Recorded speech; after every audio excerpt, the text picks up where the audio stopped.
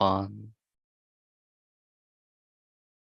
Hello, everybody, and welcome to the reality show brought to you by the Ayn Rand Center UK, where we apply the practical philosophy of objectivism to current events. In other words, reality to lots of unreality today. Today, we have the usual three articles.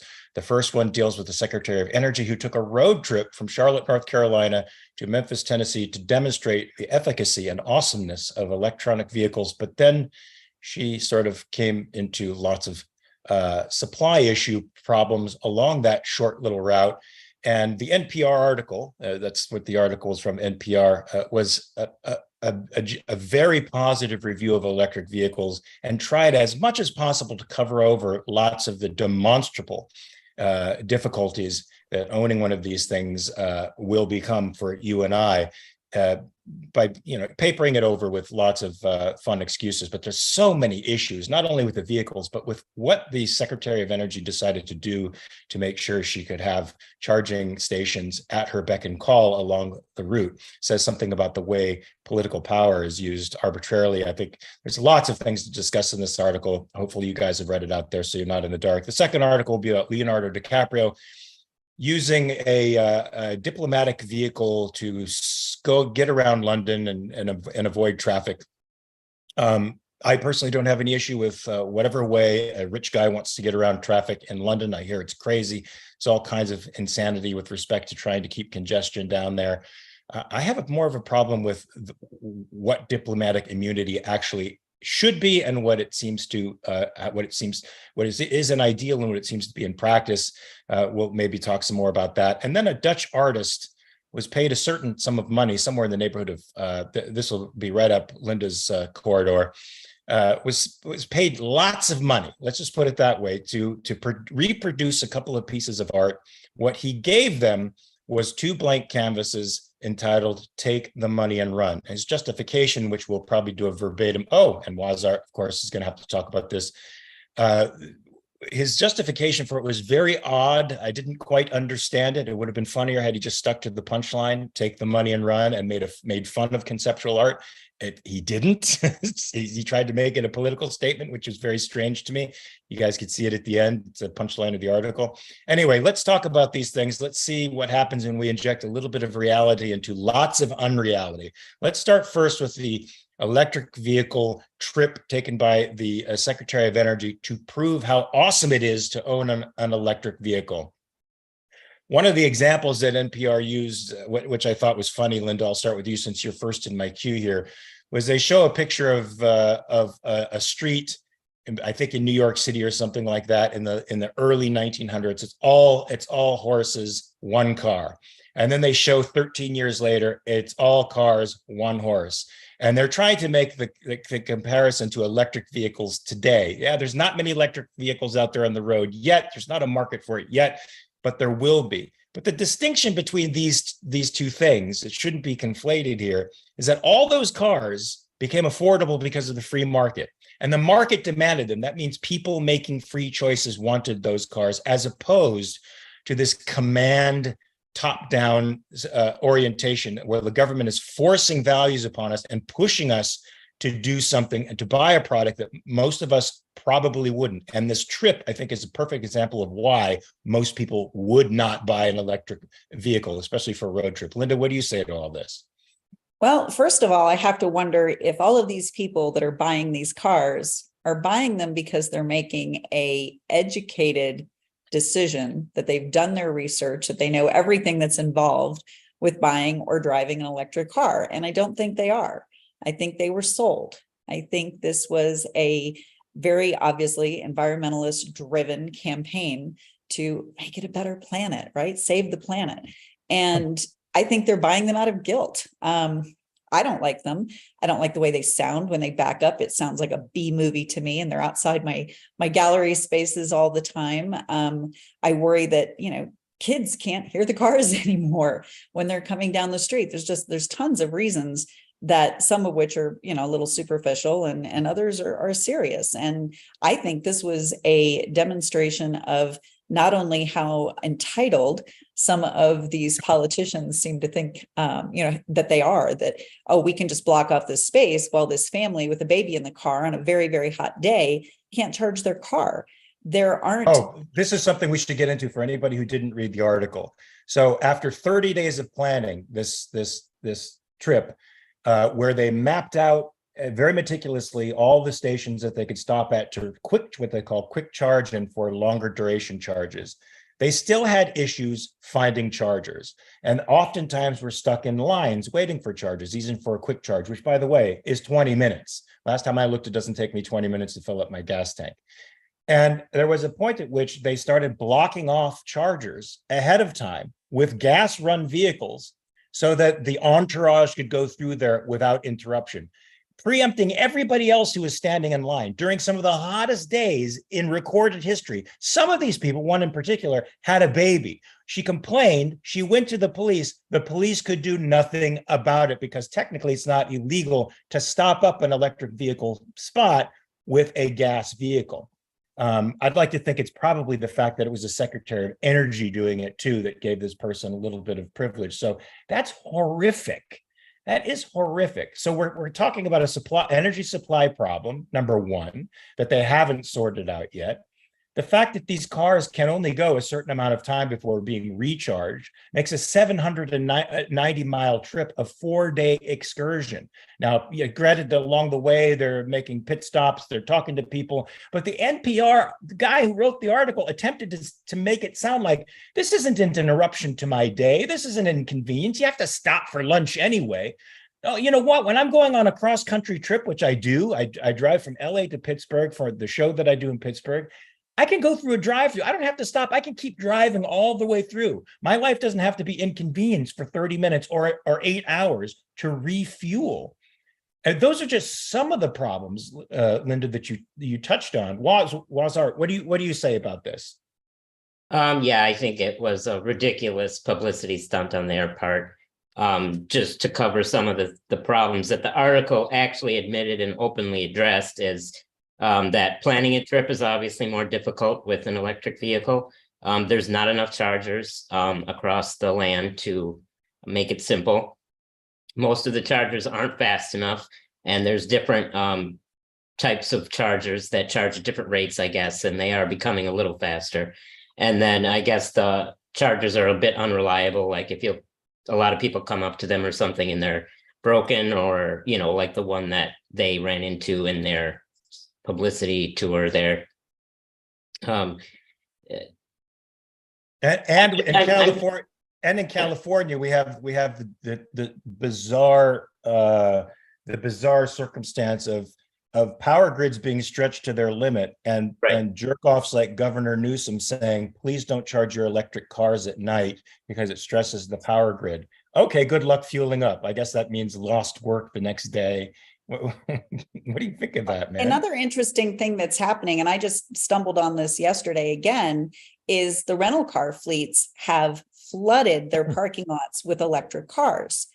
Guess what? Nobody wants to rent them, or very few people do. So now you can rent an electric car for about half of what it costs to rent a fuel powered car. So it's not good. There's not enough. I wonder if that trade-off, half rent, actually is a good enough trade-off for all the inconveniences you find on the road. Alejandra, What did this article make you think about the way the government is trying to push us in a direction that nobody really wants to go? NPR was like, this is glorious, smile and enjoy it. You take lots of time on the road now. I don't want to take lots of time on the road. The one unrenewable resource that we have is time. And if something could save me time going from one place to another, I'm going to take that. What say you? Well, I think in a sense, I welcome the activity, or the whole notion of promoting one thing and then doing it and realizing that you're promoting BS, because that's what it makes, right? Like I was taking a look at the history of the electric cars. Do you know when was the first electric car manufactured? 1880. Yes. Those were the first cars, as a matter of fact. What was the main issue? What was the main problem that led to electric cars not becoming more relevant than the gas cars, petrol cars? But because... Alejandro, the conspiracy theorists will tell you it was the petrol lobby. It was all the lobbies for petroleum and oil that did it. Is that true, or is that a big lie? Not the problem is that keeping energy or maintaining energy, electric energy, is really difficult. And what you have with gasoline is that basically you have a lot of stored energy in a very small space that it's really easy to be used and really easy to be manipulated. It has some setbacks. It's a bit has pollution, but to my understanding, these problems have been developed in time so that they pollute even less and less and less. So that's the main issue. And anyone who tries to promote it in this way, at least, is making the case that still this technology is really in a very primitive state, and they shouldn't impose it on us because you run into many, many, many thousands of problems. Mark, the problem was I didn't see that kind of realization in the author of the article, nor did I see that kind of realization in the politicians who are pushing this on us. In fact, he goes out of his way to talk about a PA or one of the assistants who was in the car, who after all this trouble said, wow, I think I'd get an EV too. Well, you work for the Department of Energy. I don't expect you to say anything different to the NPR guy, because that would be honest, one, and there's no honest politicians out there today. I mean, what do you make of this? They didn't see their demonstration as an abject failure, which it should have been.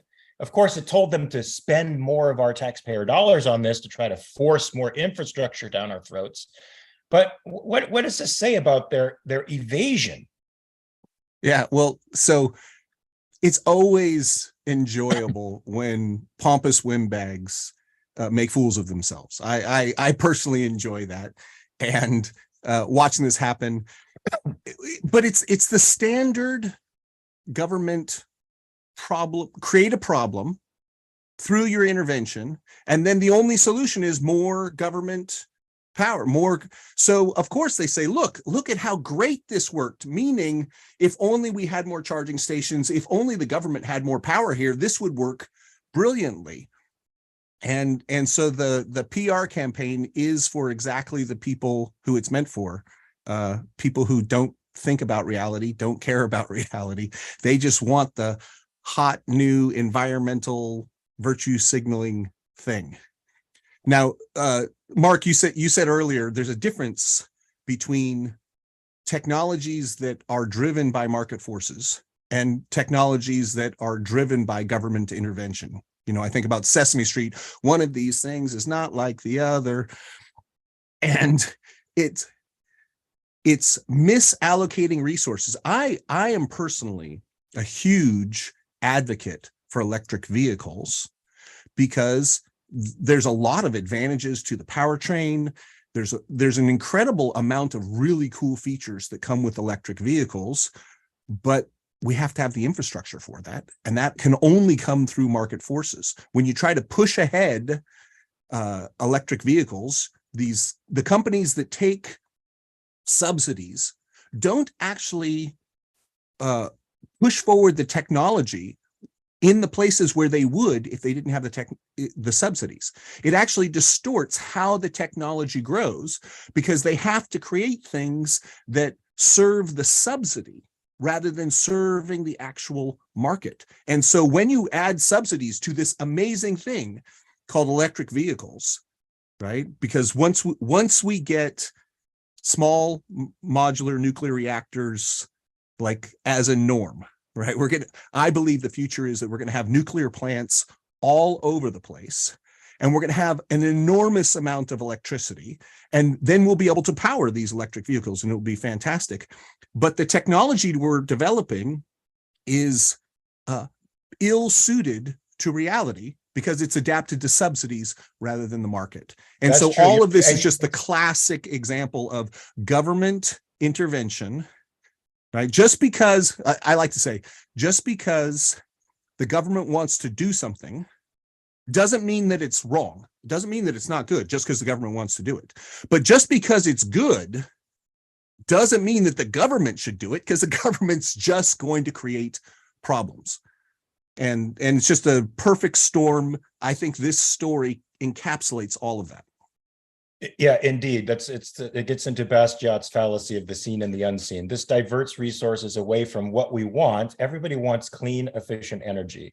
And as Alejandro was saying, in part, that's about storage. And we do have energy processes right now that have been made basically illegal, at least in the state of California, that can store energy at a much higher rate than even petroleum does. And that's nuclear energy, as Mark was saying. But we've pushed it aside for political considerations. Hey, Linda, so one of the main concerns that the NPR guy just glosses over, because of course government subsidies are going to solve everything, and the materialists on the left think just money, magic money will solve everything, is the infrastructure. But the problem is, if we don't want to be dependent on terrible countries like China for cobalt and lithium, because they process something like 80 or 90% of that stuff, we're going to have to increase mining here in the United States by something like over 400%. Now, the environmental lobby is already stopping development across lots of sectors. Do you think they're going to allow the mining capacity to increase so that we can actually have this crazy infrastructure for electric vehicles? It's sort of a rhetorical question, but. Well, it's a little bit of a double-edged sword, right? They want one thing, but are they willing to do what they need to? I was reading an article earlier and I pulled it up here on my screen. It was in Undark. I'm not even familiar with the website, but it was talking about electric vehicles. And this particular 2-3 sentences says electric cars have their own little dirty secrets. Every electric vehicle and most hybrid vehicles rely on these large lithium ion batteries weighing hundreds of pounds. One of the largest, the battery for the Mercedes-Benz EQC, comes in at 1,400 pounds. And the article goes on to talk about, the cost of these batteries, et cetera.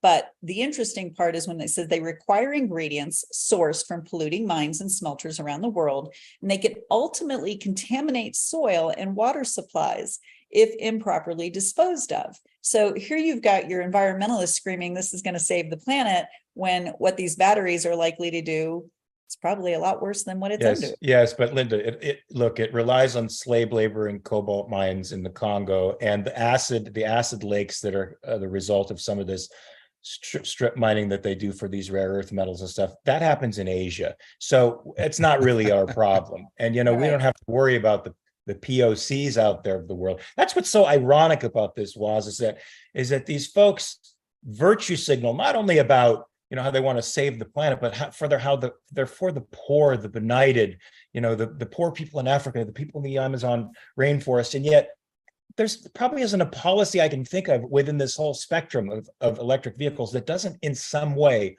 harm the very people they claim to want to work for. Yeah, I completely agree. And I was thinking along something of those same lines, actually. Their initiatives or their goals are so contradictory and fight each other. Like, they don't think about it at all. I know I've read a story recently that the largest lithium mine or deposit ever discovered was found in the United States very recently.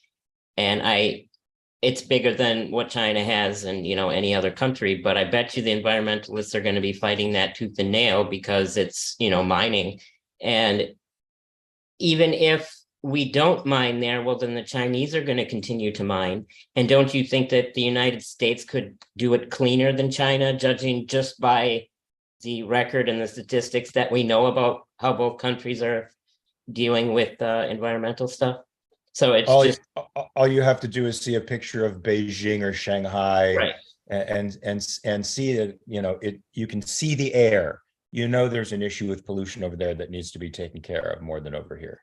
But that doesn't matter, it's over there. It's just we have to punish people here as much as possible. I really think the environmentalist goal is to punish the oil people more than to get electric cars on the roads.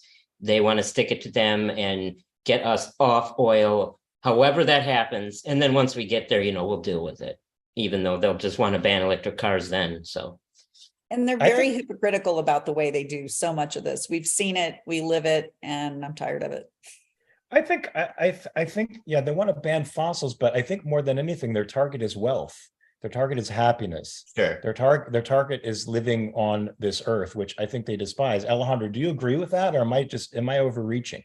I completely agree. And actually, my understanding is that the new wave of environmentalism is actually to criticize these electric vehicles because they have these problems that you mentioned, but their solution is probably even worse. They don't say, okay, let's use a different technology. Let's abandon technology altogether. And I think that's quite worrying. And what I would suggest for people who have still some notion that technology is a solution to problems is that they reconsider that electric issue or the electric problem. The problems can be solved through electricity, and rather try to see what the real issues with fossil fuels are and analyze it from a real humanistic perspective and weigh the risk and the problems rather than go towards the worst part of the movement and say, okay, let's abandon technology altogether, which that is actually a threat to humanity. Well, and So- just quickly, if you think about it, what's the most substantial or fundamental way to attack wealth is to attack energy. And, the discovery of energy has made us rich. And I think they realize that if they make energy difficult, then no one will be able to become as wealthy, including the average person. But Oh, that Yeah.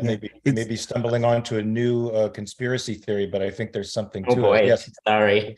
What did you want to say, Yeah. Mark? Well, going after the productive for being productive, going after the successful for being successful. And the cover is we want to protect the planet. But if we take it seriously, the only thing we can do is bicycles. Because bicycles are human powered, but then they're going to eat food. But then we're going to And have to then- mine the metal for the bicycles. And what about the rubber for the tires? And I mean, we just need to go back to the caves. Hemp. Yeah, Hemp is the answer. Hemp for everything. yes. Everything. Hemp bicycles with hemp chains, and you have to smoke hemp in order to ride them. Yes. Right. No, Well, look, it's guys. Well, what I wanted to say real quick was, I don't think there's a single person on this panel that doesn't want clean air and clean water and a beautiful place around us, right? We like beauty. We can appreciate even the beauty of nature. I personally like it when it's controlled, because I just think it makes it so much better. But for those people who aren't on that page, nature's a value to us too, right? But what's the distinction between us who value nature and the environmentalists? Anybody can well, answer so that really. we value nature, and that's the appropriate formulation. We care about nature, therefore nature is valuable to us. Nature is not valuable in and of itself. It doesn't care. It doesn't give a shit. It can't care. It's not a caring thing. We are the things that care. We value nature, therefore nature is valuable. And when you say we're going to protect nature, but hamper and destroy and hinder human beings from living, you've completely lost the plot. And but the great thing about being woke, the great thing about taking this position is you don't have to make sense. You don't have to have any reality.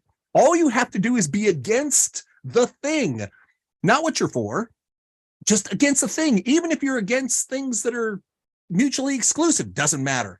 I'm against the thing. I get my points, and that's as deep as I think into the issue. I win. Yeah, so they're second-handers. They like the approval of society. Linda, can you unpack that a little bit more? This idea that we value nature, it gets its value from us. So that still sounds really, human-centered in a way that makes even people who aren't strict environmentalists a little bit uncomfortable, because there's lots of other creatures on the planet that deserve to be here after all. So how are we evaluating nature?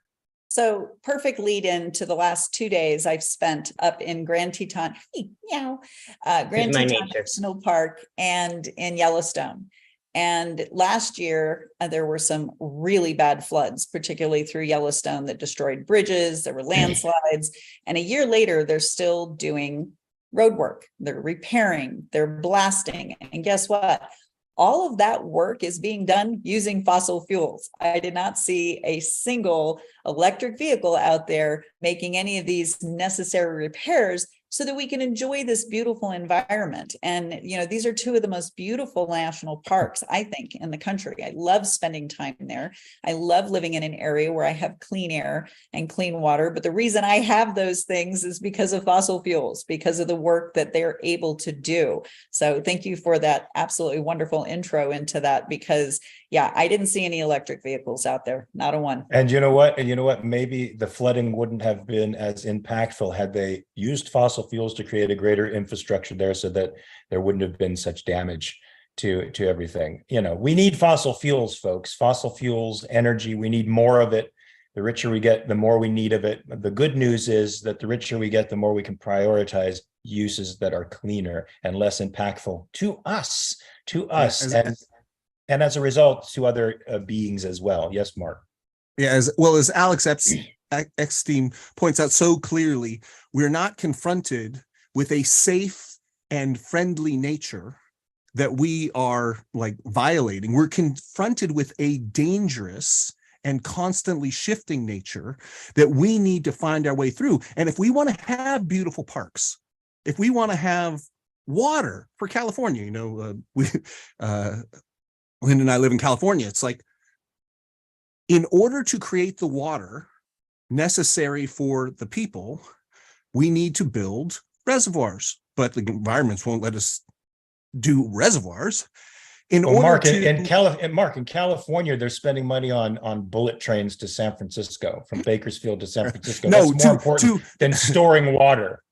Yeah, well, and yes, they said they were going to do LA to San Francisco, but they ended up doing Merced to some other little, to Fresno, right? These absolute wastes of things. But we need, if we want to protect civilization from forest fires, we must manage our forests. We must cut down trees. We must invest that. And all of that's fossil fuels. It's fossil fuels that allow us to take care of nature such that nature both serves us in terms of providing us with resources and a safe place to live, but even more so it provides us with beautiful places that can restore our spirit, that can remind us of the organic nature of the world in which we live, that reality operates on its own principles.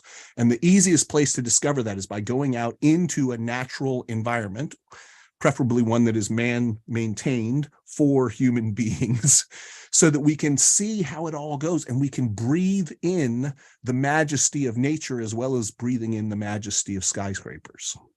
Hey, Alejandro, I keep hearing from environmentalists and the people panic-stricken about climate change that resources are limited, they're going to run out. Now, of course, they've been saying this forever. Thomas Malthus made it famous that we're going to overpopulate the earth and all the resources are going to run out. We'll have nothing.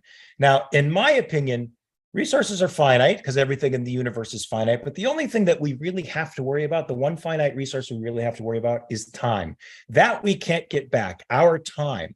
But we can, as has been demonstrated for decades upon decades upon decades, think that a resource like oil is on the outs, and then we have now more oil than we've ever had at any time in our history, while we're consuming more than we ever had at any time in history. So what do you say to these environmentalists? How do you combat them if they say we're running out of resources? I say the only resource that we can run out of is time. I agree. Time and your mind, right? That, like, to take a look at aluminum. I'm with Americans, so let's say aluminum. It was actually quite something that you didn't want to have in your minds.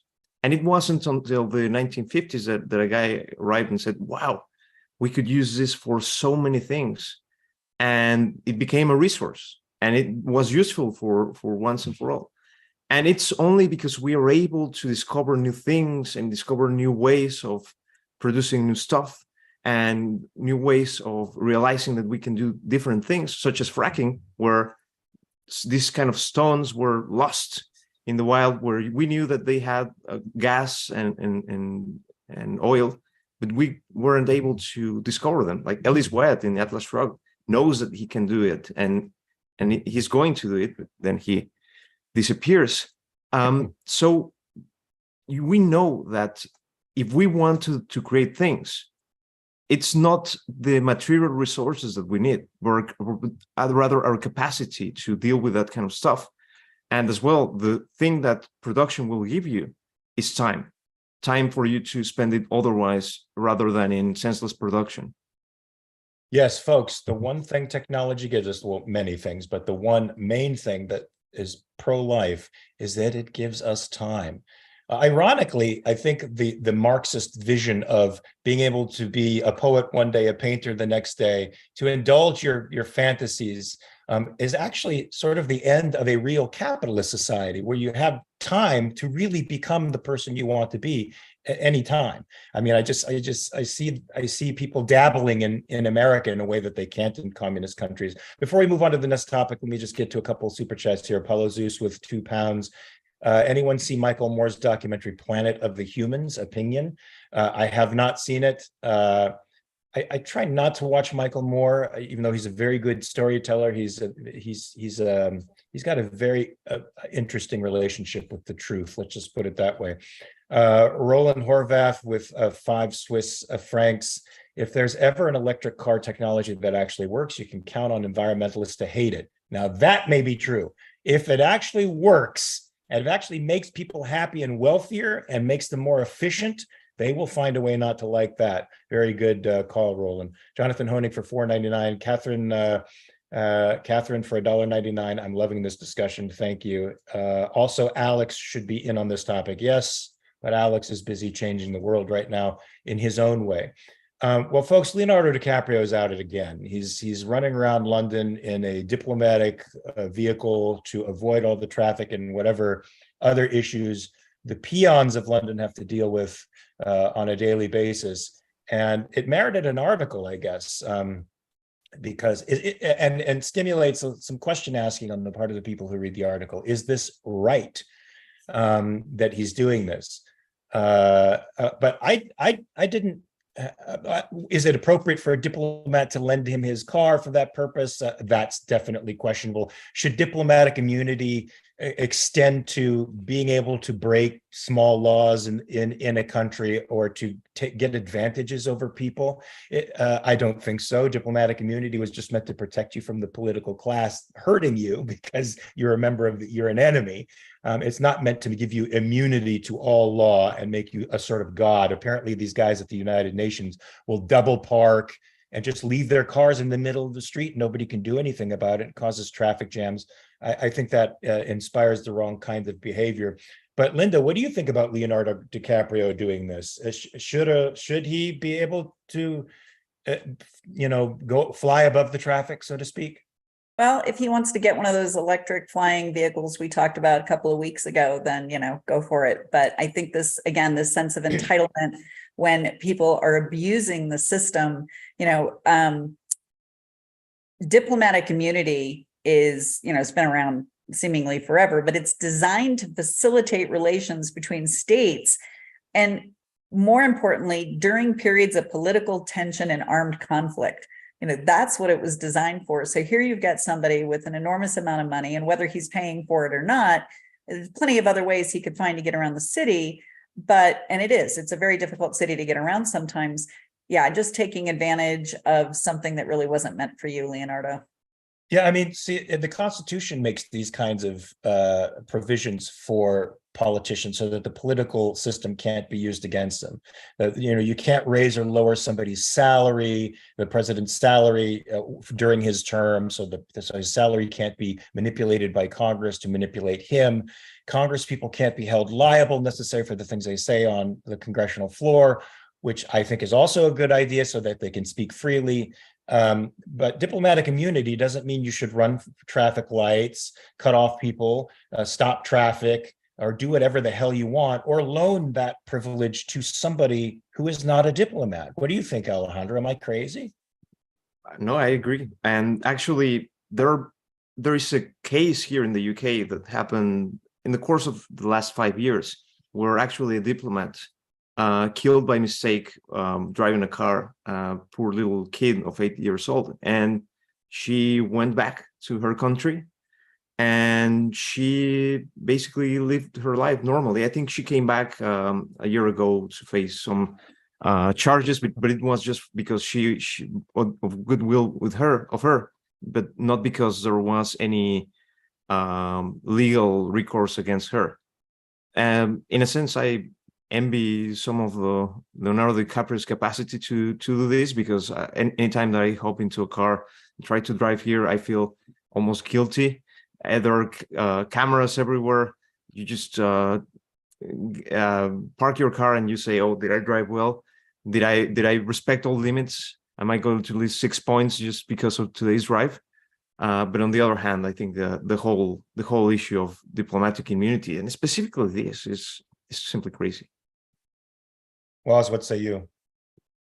Yeah, it's ridiculous.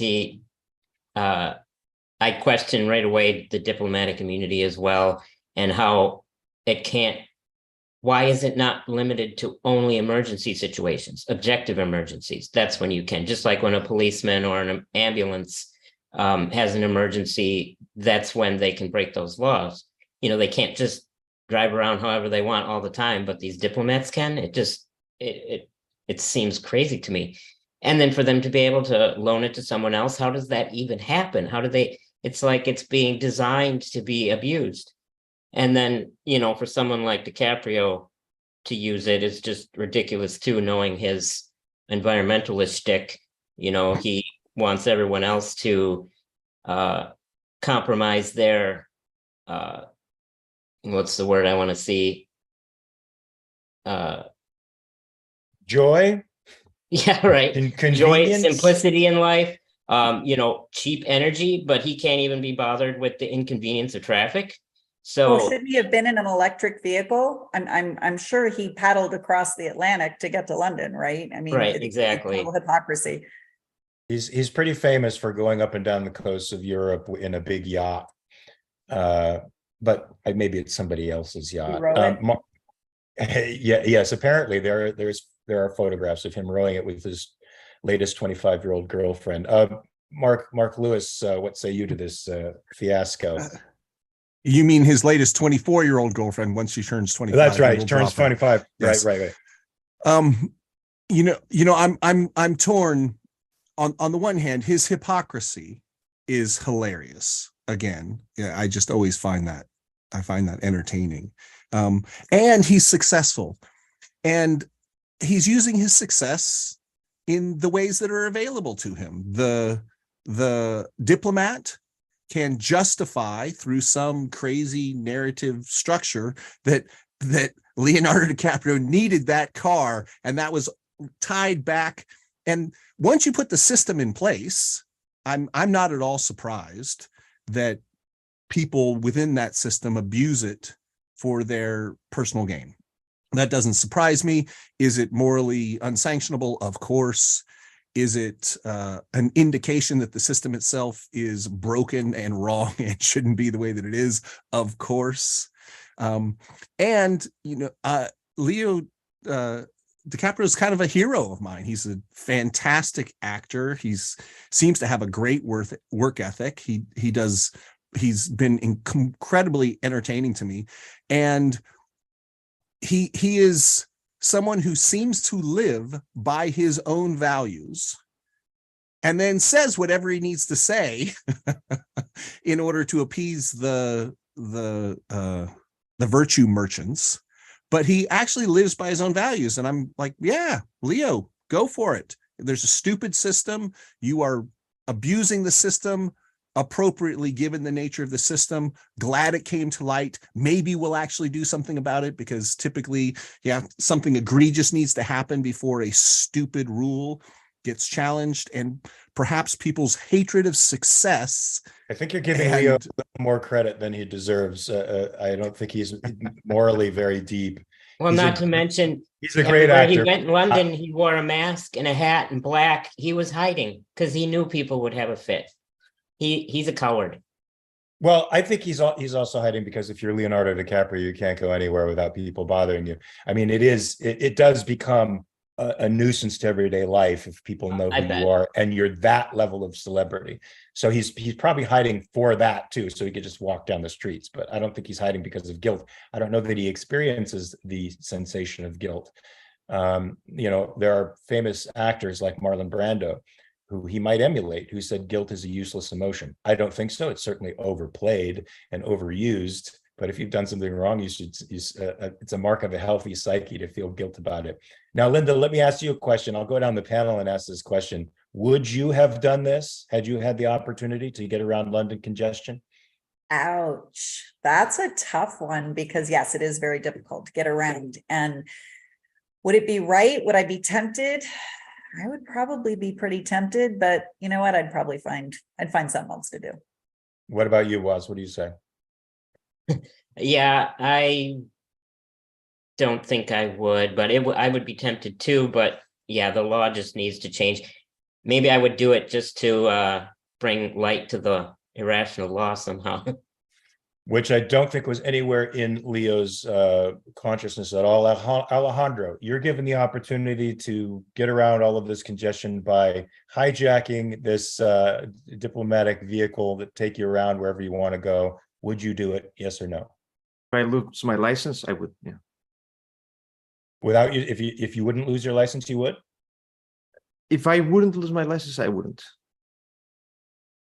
So you would take the opportunity to take the car? Yes. Mark, what about you? Yes, I would. I think it's similar in logic to, if I could afford it, I would pay the extra in order to find my way around the system.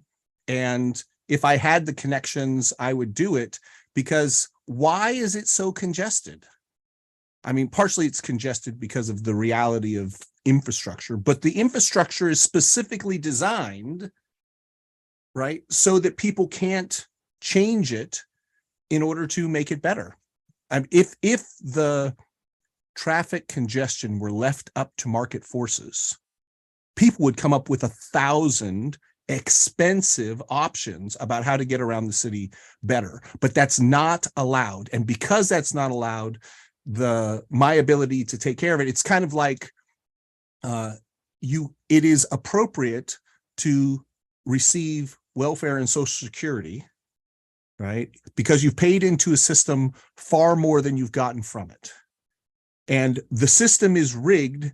There's no special reason that you should deny yourself access to the benefits of the system because you are moral, and then people who are immoral get the benefits of the system.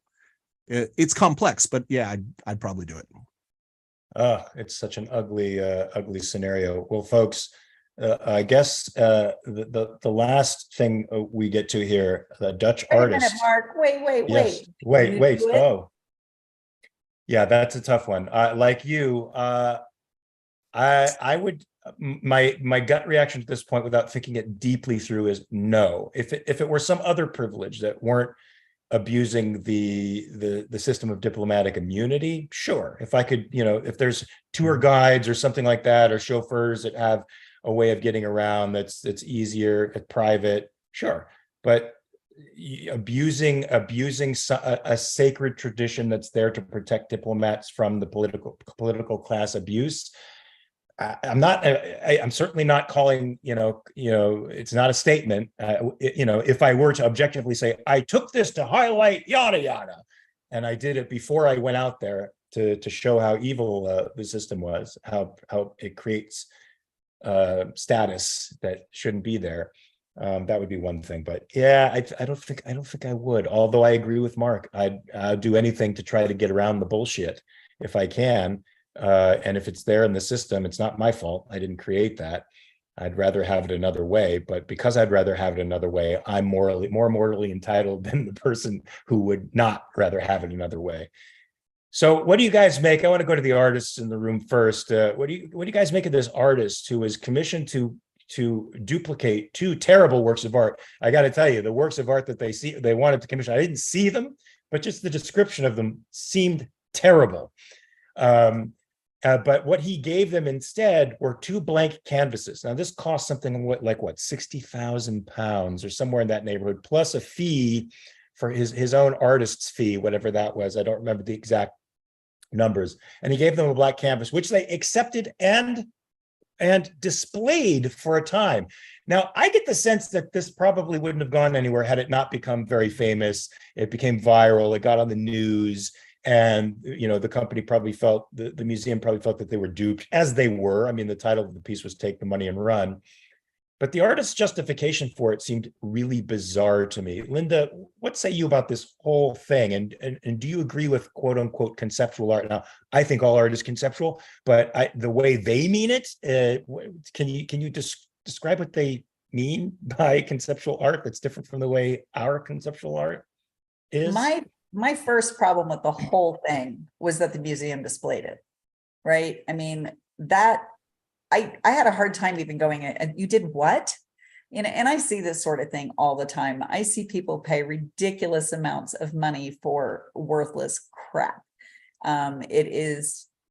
It happens.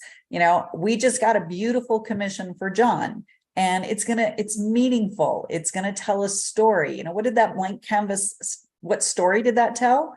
That the people at the museum weren't very smart. The guy was a smart aleck, and he's getting a lot of attention for it, which is generally what happens with a lot of this concept art, performance art. They stand up there on stage and they splash some paint around, and you've got some pretty good ring. What do they call the guy at the circus, right? Who's out there, who's managing everything. And They're so a you've got ringleader. yeah, and Is you've the got someone out there like going, oh my God, you have to have this. Look at what he's doing. That's amazing. Look, he turned his back and he threw some paint over his shoulder. And you get that hype going. And I've been in situations like that where I have watched people throw money at stuff like this. And you know what? The sad thing, if they had continued to hang that, I fear somebody would have bought it. Somebody would have said, I have to have that because of all the hype behind it. We've spent almost 30 years just making sure that the beautiful art that our artists create get out there, not only because of what it means to the artist, to the people who are buying it. It's not, do you have anything blue? I just bought a couch. And I have actually had someone come in and ask for that, right? It's unfortunate. It's very sad in my opinion. And I love what I do. I love representing amazing artists like John. And I can only imagine when he read that this morning, his head probably hurt or maybe even exploded a little. John, what do you got? Did it, John? Not anymore. I've heard this story so many, not this particular story, but this shtick, this gimmick. It's as old as Duchamp's urinal, what is art type of crap. Because that's the original piece that the museum actually wanted to buy. What it actually was, and I did look, to my horror. You're brave. I did look. Well, all it is, I think it was the kroner. I'm not sure which currency was used. He did one for the euro as well. The euro, okay. So he just takes the currency, the actual bills, and pastes them up on a canvas in rows and in a particular number of bills to represent the average income of the person of that lives under that currency, basically. And so it's just bills taped to canvas, framed behind glass, and that's what they paid. I think total, I'm just trying to look here. Sorry, my stuff is all, but I think it was something like 500,000. Yeah. Oh no, he's claiming that the museum made 500,000 kroner off the publicity over the paintings. And so that's why he thinks that's one of his justifications for taking the money. He says specifically, the work is that I have taken their money, period. He added, the work is that I have taken their money. It's not theft. It's a breach of contract, and breach of contract is part of the work. What kind of logical hula hoops do you have to dance with to make that work in your head? Breach of contract is by definition theft. But then he has to go further than that and says, I encourage other people who have working conditions as miserable as mine to do the same. If they're sitting in some shitty job and not getting paid and are actually being asked to pay money to go to work, then grab what you can and beat it. Oh yeah? And how much of this money did you share with the guy that made your canvases? Because I bet you didn't make them. It's absolutely ridiculous. He says that the original piece would have left him down 25,000 kroner, which inspired his revolt. Well, obviously you're a crappy artist if you can't plan ahead for your expenses. You know exactly how many bills you're putting on there. How do you lose 25,000 kroner on such a crap deal or for crap work? You don't have to do anything. You have to glue stuff to a canvas, and he didn't even do that because, oh, my life is so miserable. I'm beyond irritated by this guy because, there's actual real artists out there putting time and effort into their work. And then he's sitting there complaining he's not getting paid enough to glue stuff to a canvas. John, I have to, because you're here, this story means so much more. I mean, we have 2 beautiful galleries filled with paintings by John and 21 other painters, 10 sculptors. We have a lot of people who come through the gallery, and it takes their breath away when they walk in. And I often get a chance to talk with people, particularly towards the end of their visit. And on this one occasion, gentleman was leaving, and I said, well, I hope you enjoyed your visit today. Is there anything I can help you with? Do you have any questions? The normal thing. And he said, I'm a bit confused. I said, I'm sorry, about what? And he said, well, everything in here is amazing, except that one piece. It doesn't belong here. And I said, what do you mean it doesn't belong here? And he said, and he kind of started walking towards it, and I walked with him. And about the time we got in front of the piece, I realized what his issue was. He was standing in front of one of John's absolutely gorgeous little still lifes that was very simple. John had done this beautiful background of this wallpaper, and it had a magnifying glass on it. So as he stopped in front of the painting, I said, well, okay, I'm still not sure I understand why you don't think this piece belongs here. He says, well, everything else in here is so beautifully rendered. And he goes, why would anybody just tack up a magnifying glass on a board? And of course, I knew where he was going, and I decided to have some fun with it. So I reached up and I grabbed the painting and I tilted it down. And he went, I said, it's a painting. He had no idea. He really thought that John had tacked up a magnifying glass on a board, and he just couldn't deal with that. But here, there was so much talent that went into what John did.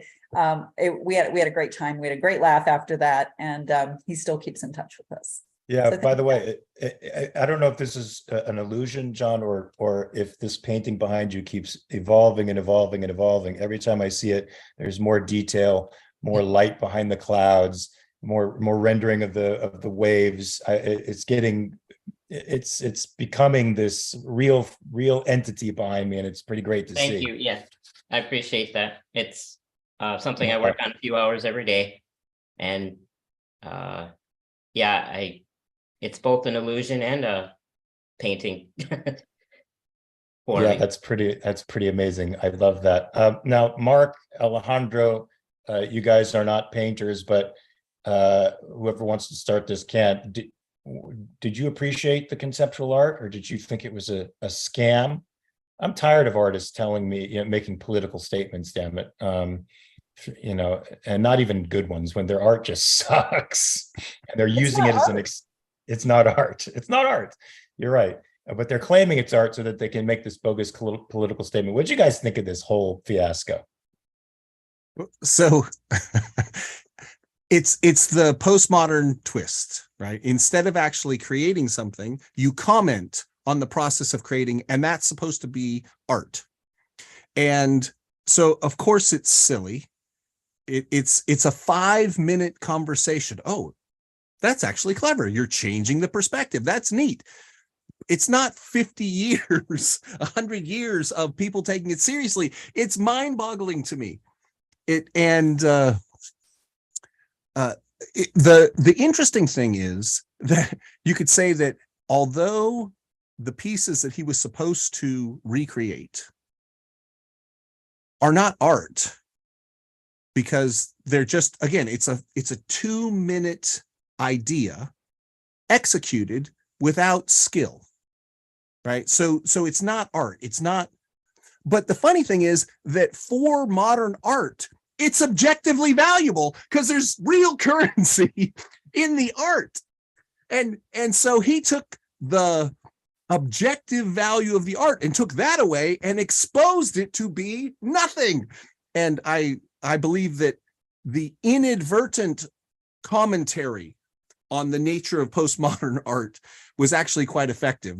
If you take a piece of junk art that has actual currency in it and you take out the currency, it's just bullshit.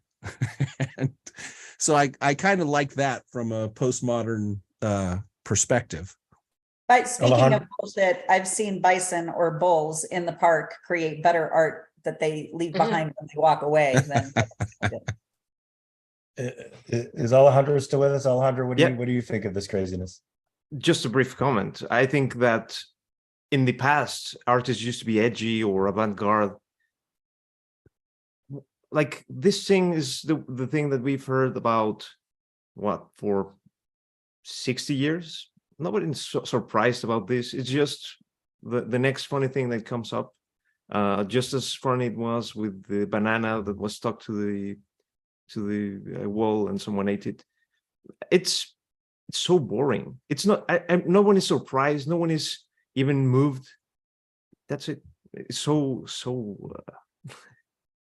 I have to say, I've been to Venice one time. We went to a art museum, and the person who painted all the paintings that were on display there was an art teacher who had decided to make the anti-painting.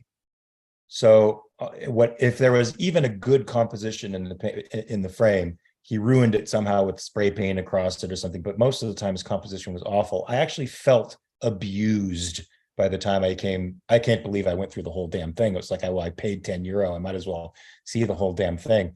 But I felt like I'd been molested, to be honest with you. Also that this guy could pretend he was doing something avant-garde, by being the anti-rule guy. It was just simply awful. Well, folks, art tells us something about where we are in the world, and hopefully those people won't be duped again. Apollo Zeus for £2. I used Bing AI and got it to make a Vetriano. Okay, there you go.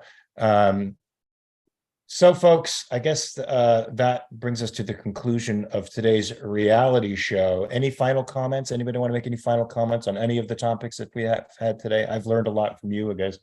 I just wanted to recommend anyone who wants to know more about objectivists and their view of modern art. Leonard Peikoff does a great talk called Modernism and Madness. It's excellent. I highly recommend it. And if you're tired of looking at blank canvases on the internet because it means crap, come see us. Yeah, and I will say thank you, Cordair Art, for your gallery is inspiring. What you're doing is enheartening, and it's comforting and inspiring to know that you exist. So thank you. Oh, Apollo Zeus, I wants to know, John and Linda, AI generated art, Woz and Linda. What do you think of that? I think it's possibly a really great tool for artists, but I don't think it's art in and of itself or an end in itself. Art has to be created by a human mind. But I do think it could be a great tool. I agree. We're able to do some things with AI right now that are pretty amazing, and to be able to enhance images that are old, to fix them, but still images and art that was created by the human mind.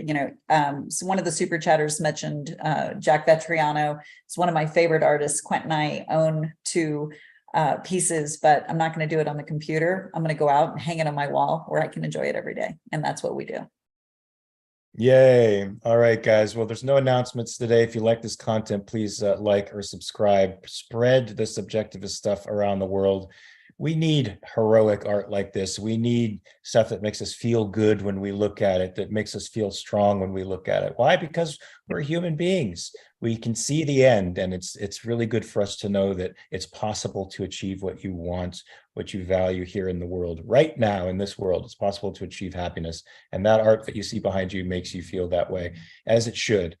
Well, folks, no announcements for upcoming shows. This has been The Reality Show.